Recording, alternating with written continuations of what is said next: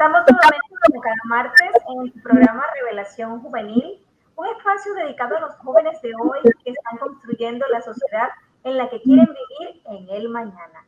Padre, yo encomiendo en esta hora esta enseñanza que proviene de ti. Sé tú el maestro instruyéndonos, Padre de la gloria. Ayúdanos, oh Padre, para recibir de tu mano, de tu corazón, todo lo que tú tienes preparado para este día, para nosotros, para nuestro crecimiento, para nuestra madurez y principalmente para todo el que nos escucha.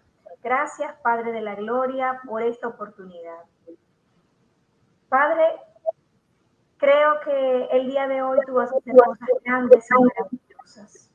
Y por eso de antemano te doy gracias, infinitas gracias. Las semanas anteriores estuvimos hablando acerca de ser ejemplo para otros creyentes, tal como lo enseñó el apóstol Pablo a su discípulo Timoteo en 1 Timoteo 4:12.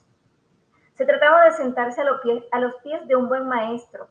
Esa es una gran bendición. La Biblia nos pasea por muchos ejemplos de niños y jóvenes que a sus cortas edades descubrieron la importancia de seguir los consejos de un mentor.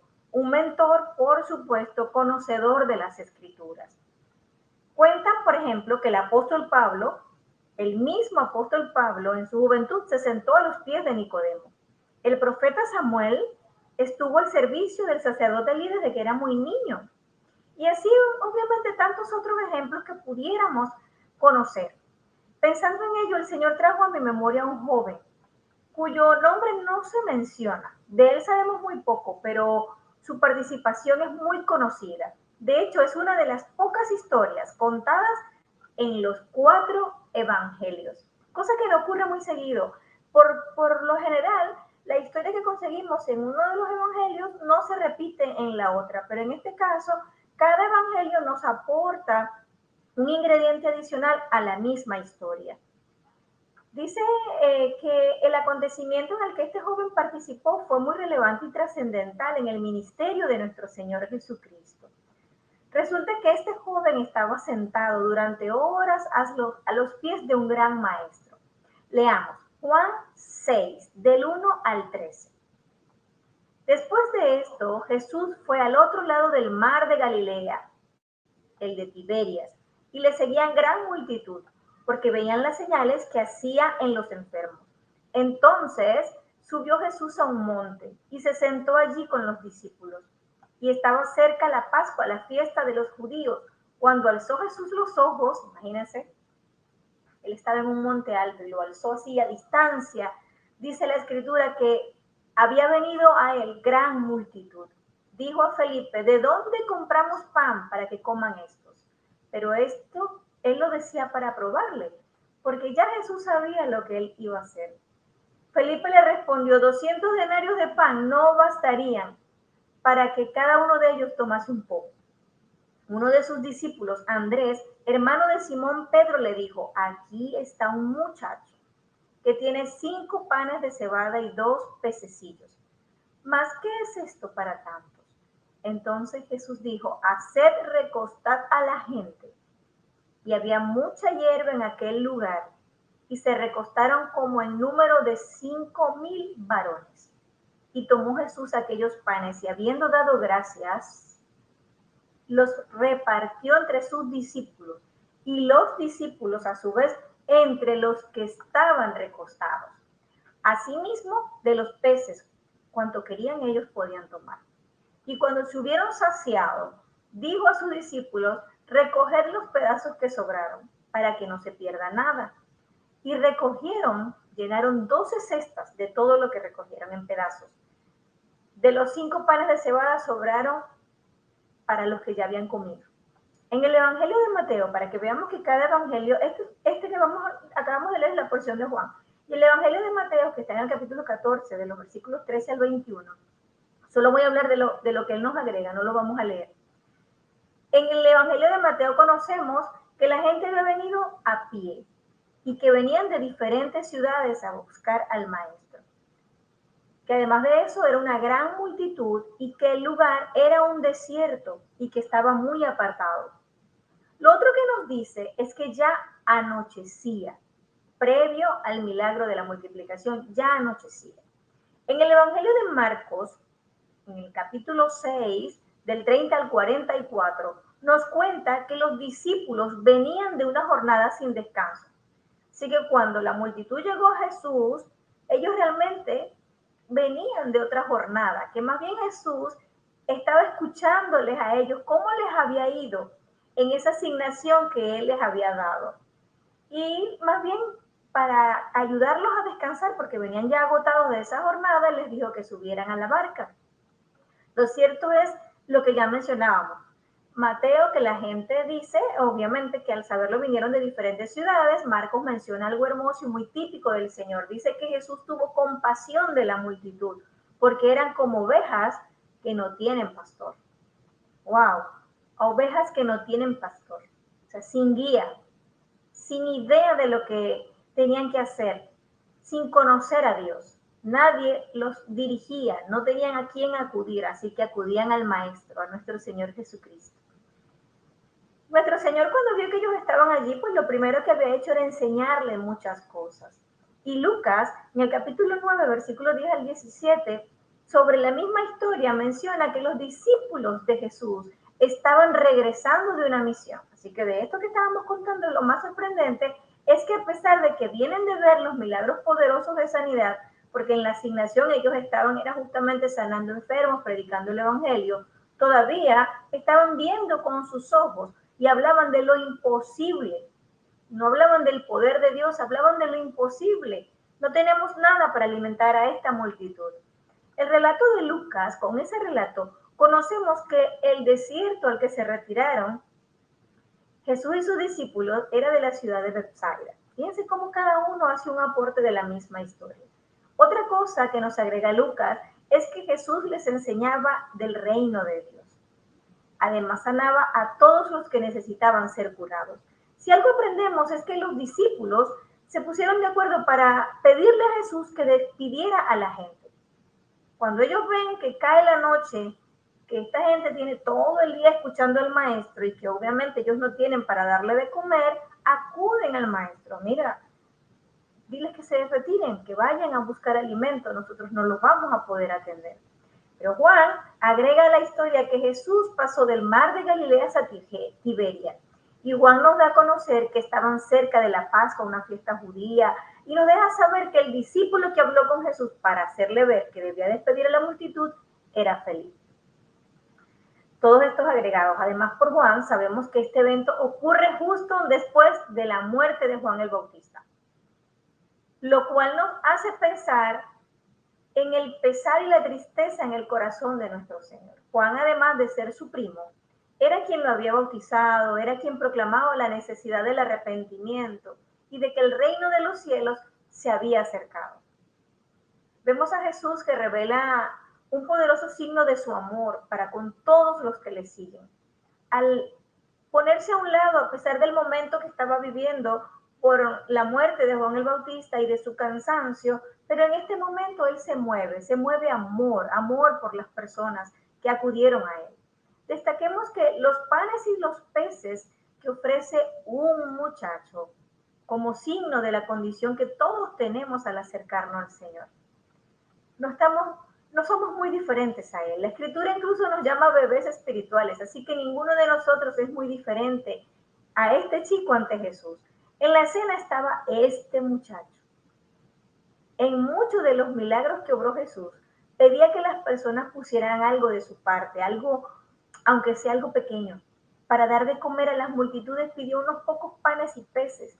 Con eso multiplicó y hasta quedó de sobra. Aquel día, especialmente Jesús, viendo tanta gente, sintió compasión. Él ve a aquella multitud agobiada, enferma, la observa, la mira con profundidad, lee en sus rostros el dolor, la enfermedad, el agobio y se pone en seguir a curarlos de sus enfermedades, a enseñarles muchas cosas y atender con cariño a cada persona que se acercaba a él. Era una gran multitud, 5,000 hombres sin contar las mujeres y los niños. Jesús tomó la comida de un muchacho, alzó la mirada al cielo, pronunció la bendición, partió los panes y se los dio a los discípulos, y ellos a la gente, y comieron todos hasta saciarse, y recogieron 12 cestos llenos de sobras. Repito, Mira, cada vez que el Señor Jesús hizo un milagro, lo hizo sintiendo en su corazón el dolor, la angustia o la necesidad de la persona. Jesús vio la gran multitud y tuvo compasión de ellos, es lo que dice la Escritura. La compasión fue la razón por la que Jesús hace un milagro para darles de comer. Son muchas las ocasiones en las que pareciera que tenemos poco o nada y pensamos, ¿qué se puede hacer con tan poco? Cuando la necesidad es tan grande. ¿O qué aporte puedo ofrecer yo? Tal vez te ves como ese chico que solo tenía 5 panes y 2 peces frente a más de 5,000 personas. Porque muchas veces se nos olvida que no somos nosotros. No se trata de ti y de mí. Todo lo que debemos hacer es colocar lo que tenemos en las manos correctas, en las manos adecuadas, en las manos de Jesús.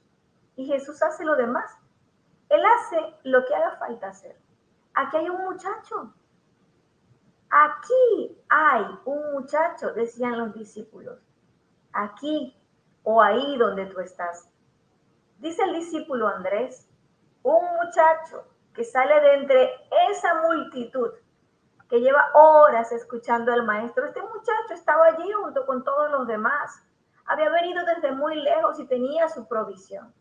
Y él oía al maestro, atento y con su provisión, hasta que los discípulos lo ven y dicen, aquí hay un muchacho. Y ahora el maestro pide lo que este muchacho tiene. ¿Te imaginas? No. 5,000 personas y el maestro manda a llamar a este muchacho, al que dice, yo tengo muy poco para esta gran multitud. Traen al muchacho frente al maestro. El maestro hablaba y el chico lo escuchaba en la distancia y ahora lo traen, porque este muchacho tiene algo para dar. Tiene algo que el resto no tiene. Este muchacho tiene lo que el maestro necesita para llevar a cabo un milagro. Este muchacho tiene una pequeña porción y solo eso hace falta para que de lo poco Jesús haga mucho. Se lleva a cabo un milagro que aumenta la fe de los discípulos y de todos los presentes. Un milagro que sacia al hambriento. Y ahora, ¿qué tal el relato que este muchacho trajo de vuelta a su casa? ¿Cómo empieza este milagro? Hay un primer paso y es cuando este muchacho es capaz de soltar su provisión. En ese momento no tenía manera de saber lo que el maestro haría. Lo primero que ocurre es que este muchacho experimentó el gozo que hay en el dar y luego él también comió del milagro, solo que ya no eran los panes y los peces de su casa, venían de la mano del pan de vida, que es Jesús, el que sacia nuestra hambre y el que sacia nuestra sed.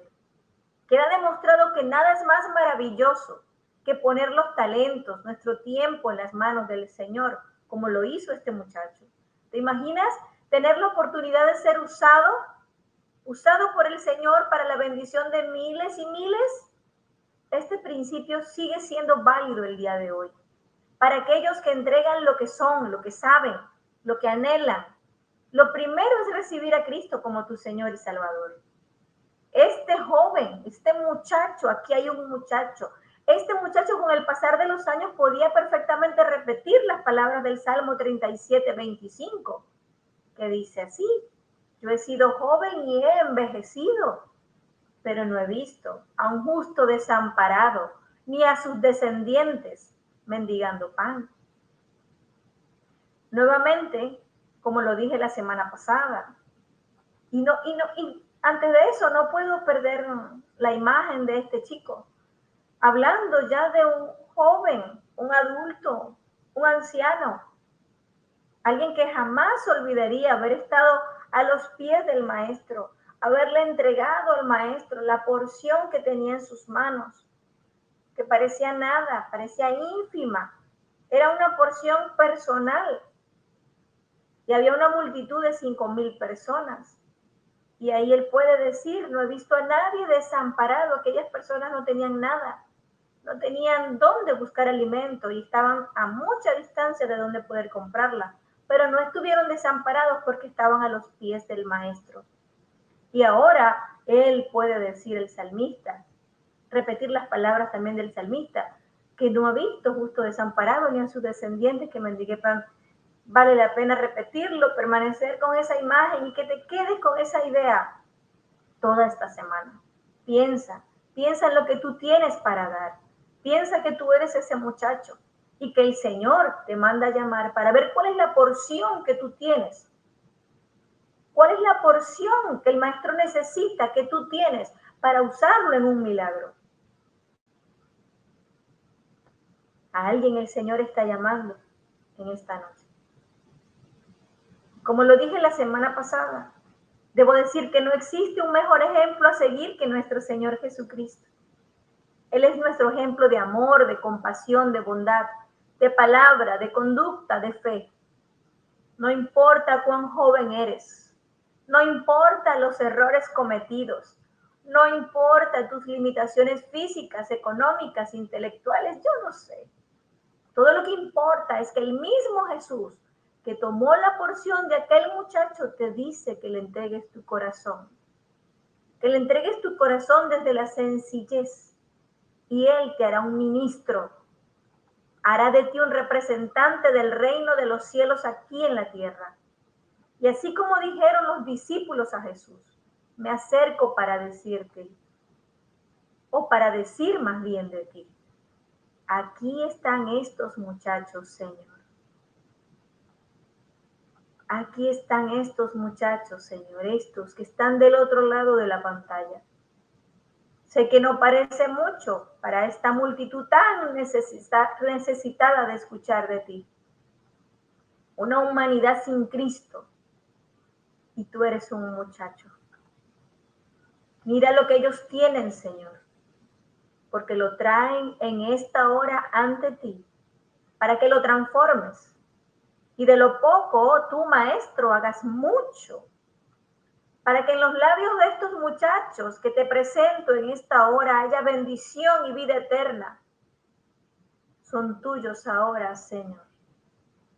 Y haz que en sus vidas comience una transformación y ellos no solamente puedan hablar de los milagros en sus vidas, sino que puedan ser bendición para otros tantos de miles, como a ti te plazca usarlos. En el nombre poderoso de Jesús. Y en Él yo te doy gracias. El Señor les bendiga.